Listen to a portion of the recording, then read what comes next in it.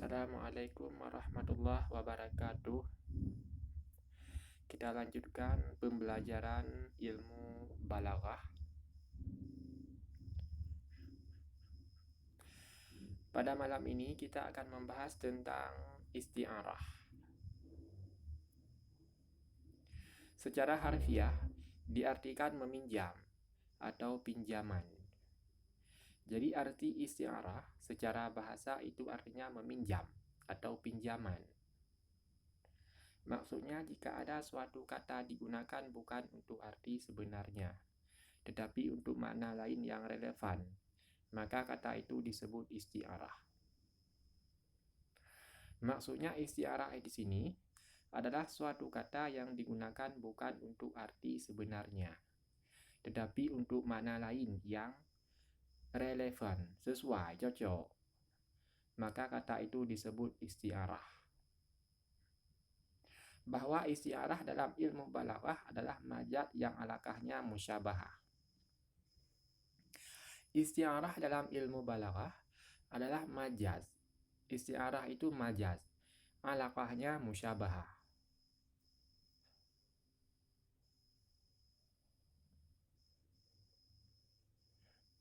Sementara itu dalam ilmu balaghah, isti'arah disebut juga dengan tasbih, yang dibuang salah satu parafainya, musyabbah dan musyabbah bih. Dalam ilmu balaghah, isti'arah adalah tasbih, disebut juga dengan tasbih, yang dibuang salah satu tarafnya, salah satunya musyabbah atau musyabbah bih.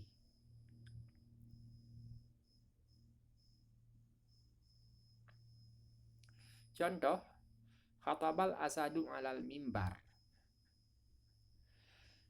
Singa sedang berkhutbah di atas mimbar. Asalnya, khatabal khatibu kal asadi alal mimbar. Seorang khatib yang seperti singa sedang berkhutbah di atas mimbar. Jadi ini khatib. Khatib di sini sudah dibuang. Khatib adalah musyabbah, dibuang. Asad musyabbah bih, arti musyabbah yang diserupakan. Sedangkan musyabbah bih yang diserupakan dengannya. Khatib yang diserupakan, asad yang diserupakan dengannya. Khatib diserupakan dengan singa karena ada hubungan, ada keserupaan, mungkin dari keberaniannya. Jadi khatib sudah dibuang di sini, musyabbah. Tinggallah asad. Khatabal asadu alal mimbar. Seekor singa sedang berkhutbah di atas mimbar. Dalam isti'arah, musyabbah dinamai musta'ar lah, dan musyabbah bih dinamai musta'ar minhu. Nah, musyabbah dinamai dengan musta'ar lah, dan musyabbah bih dinamai dengan musta'ar min. Kalau contoh di atas, al-khatib itu musta'ar lah, sedangkan asad itu musta'ar min. Lafaz yang mengandung isti'arah dinamakan musta'ar, dan wajhu syabahnya dinamakan jami'. Sedangkan mengenai karinahnya ada dua jenis, yaitu karinah mufrad dan karinah jama'.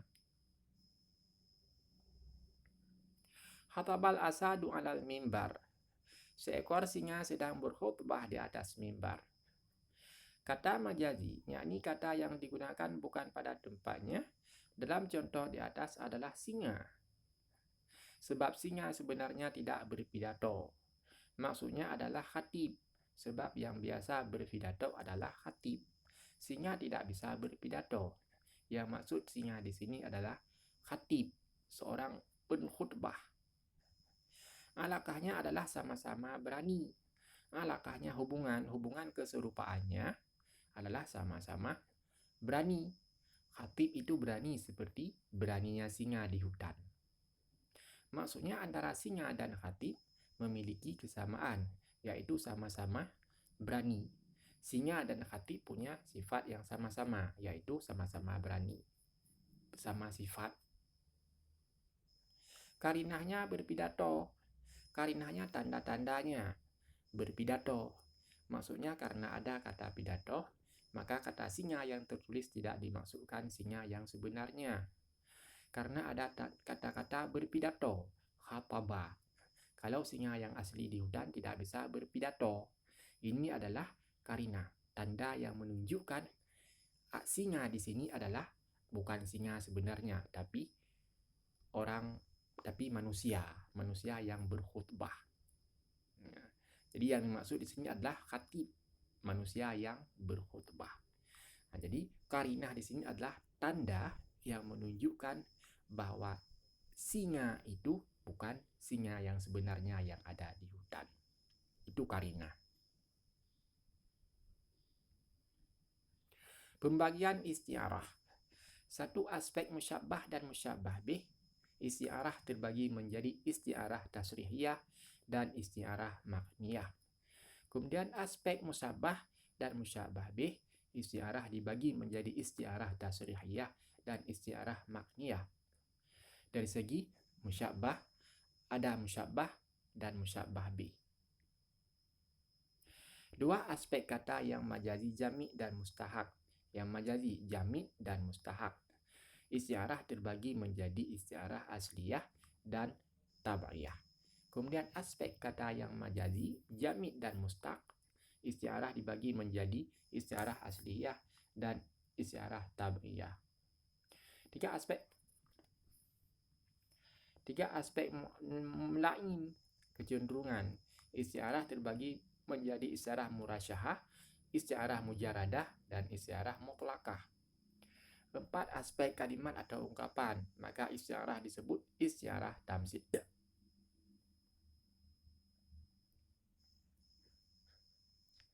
Jadi ini istiarah.